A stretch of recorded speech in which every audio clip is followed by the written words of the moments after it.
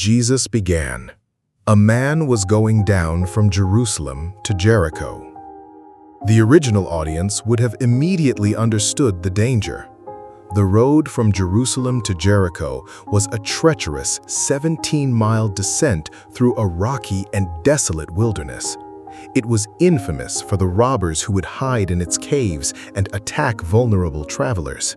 It was a place of fear, known as the Way of Blood. And just as they would have expected, Jesus said the man fell into the hands of robbers, who stripped him, beat him, and went away, leaving him half dead. Imagine this man. He is naked, bleeding, and brutalized. He is utterly helpless, lying on the side of a dangerous road, hovering between life and death.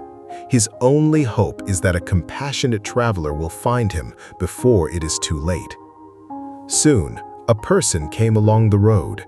He was a priest, a man whose life was dedicated to serving God in the holy temple in Jerusalem. He was a pillar of the community, a man who represented religious devotion. But when he saw the wounded man, he passed by on the other side. Why would he do this? To the original audience, one reason would be clear. The priest was concerned with ceremonial purity. According to the law, touching a dead body would make him unclean, unable to perform his sacred duties. If the man on the road was dead or died while he was helping him, the priest would face a serious disruption to his service to God. He likely chose his religious ritual over a man's life. Next, a Levite came to the place. Levites were also men set apart for temple service, assistants to the priests. He too saw him and passed by on the other side. Both men, the most respected religious figures of their day, saw the need. They were in a position to help, and they both walked away. They saw a problem, a risk, an inconvenience, not a neighbor. Their religion remained in the temple. It did not travel with them on the road. Then, the hero of the story arrived. And this is where Jesus delivered his most shocking twist. But a Samaritan, Jesus said, as he journeyed, came to where he was. Luke 10:33. To understand the shock, we must understand the hatred between Jews and Samaritans.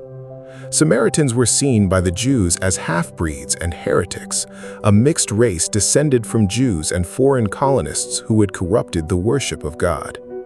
Pious Jews despised them, often traveling miles out of their way just to avoid passing through their territory of Samaria. For the wounded Jewish man on the road, a Samaritan was not a potential savior. He was a bitter enemy. But the Samaritan's response was not driven by politics or prejudice. When he saw the man, he had compassion. Luke 10:33. This one word, compassion, changes everything. It is a love that moves from the heart into action.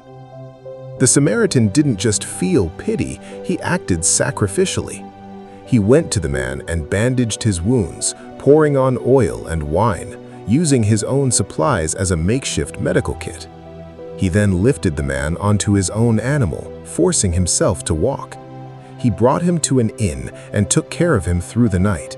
The next day, he paid the innkeeper 2 denarii, the equivalent of 2 full days' wages, and made an extraordinary promise.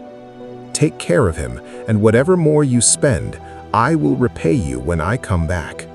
He gave his time, his resources, his energy, and his money, and he promised to give even more.